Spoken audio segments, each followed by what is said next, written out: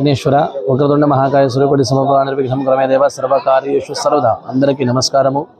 నిర్మల జిల్లా తానూరు మండలం భోసి గ్రామంలో ఉన్నటువంటి ఇప్పుడు మనం వరసిద్ధి వినాయకునికి దర్శనం చేసుకోవడం జరుగుతుంది.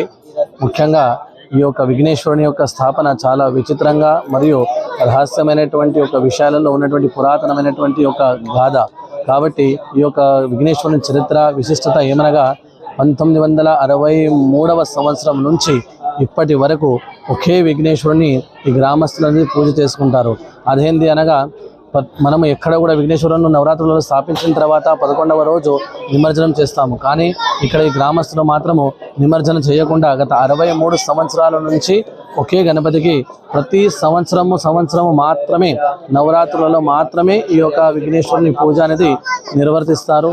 ముఖ్యంగా ఈ యొక్క విఘ్నేశ్వరుని చరిత్ర, ఈ యొక్క విఘ్నేశ్వరుడు కర్ర గణపతి అంటే మనం మట్టితో కానీ లేదా బలపాలతో చేయడం అనేటువంటిది కాకుండా కర్రతో నిర్మించినటువంటి ఒక విఘ్నేశ్వరుడు. కాబట్టి ఈ యొక్క విఘ్నేశ్వరుని యొక్క చరిత్ర వల్ల ఈ యొక్క గ్రామంలో ఆ యొక్క విఘ్నేశ్వరుని ఆశీర్వాదం వల్ల ఇంటికి ఒక ప్రభుత్వ ఉద్యోగి, గెజిటెడ్ ఆఫీసర్స్, డాక్టర్స్, పోలీసు, ఉపాధ్యాయులు ఎందరో మంది ఇంటికి ఒక ప్రభుత్వ ఉద్యోగం ఉండడం వల్ల ఒక విశేషం ఏంటంటే ఈ యొక్క విఘ్నేశ్వరుని ఆరాధన చేయడం వల్ల ఆ ఊరికి ఎప్పటికీ సుఖ సంతోషాలు, విద్యాబుద్ధులు, జ్ఞానవంతులు, ధనవంతులు అన్ని విధాలుగా ఆ యొక్క విఘ్నేశ్వరుని ఆశీర్వాదం ఉండడం వల్లనే కలుగుతుందని ఇక్కడ ఉన్నటువంటి ఒక ప్రాంత అనుభవము.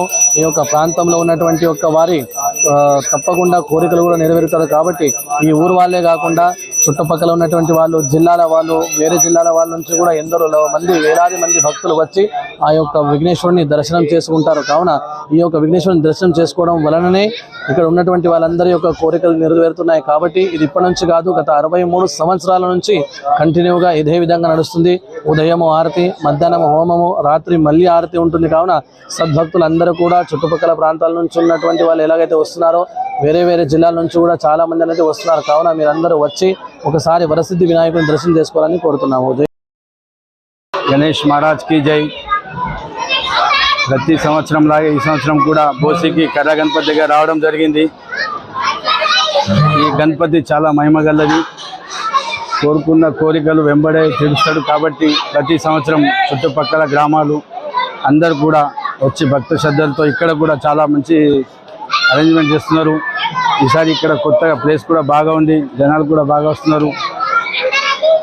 వినాయకుడు అందరి కోరికలు తీర్చి అందరికీ చల్లగా చూడాలని కోరుకుంటున్నాను.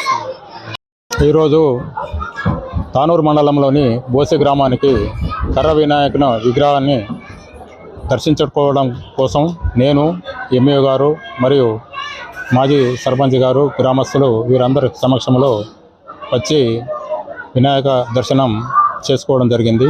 ఆ వినాయకుని దివ్య ఆశీస్సులు అందరిపైన ఉండాలని, అందరికీ శుభం కలగాలని, పాడి పంటలు పండాలని మొక్కుకోవడం జరిగింది. ఇక్కడ అనాదిగా నేను 25 సంవత్సరాల కింద డిప్యూటీ తహసీల్దార్గా బెల్తరోడ్లో ఉన్నప్పుడు మా కాక రామకృష్ణ గారు, ఆ తర్వాత అప్పటి నుంచి 25 సంవత్సరాల నుంచి దాదాపు రావడం జరుగుతున్నది. ప్రస్తుతం నేను తహసీల్దార్గా జగిత్యాలలో చేర్చడం జరిగింది. ఇంతకు మొదలు బైన్సా మరియు కుబీర్లో కూడా చేయడం జరిగింది. చాలా మహిమతో కూడుకున్న వినాయకుడు అందరి కోరికలు తీర్చాలని మనస్ఫూర్తిగా తహసీల్దార్గా ఆ విఘ్నేశ్వరుని కోరుకుంటున్నాను.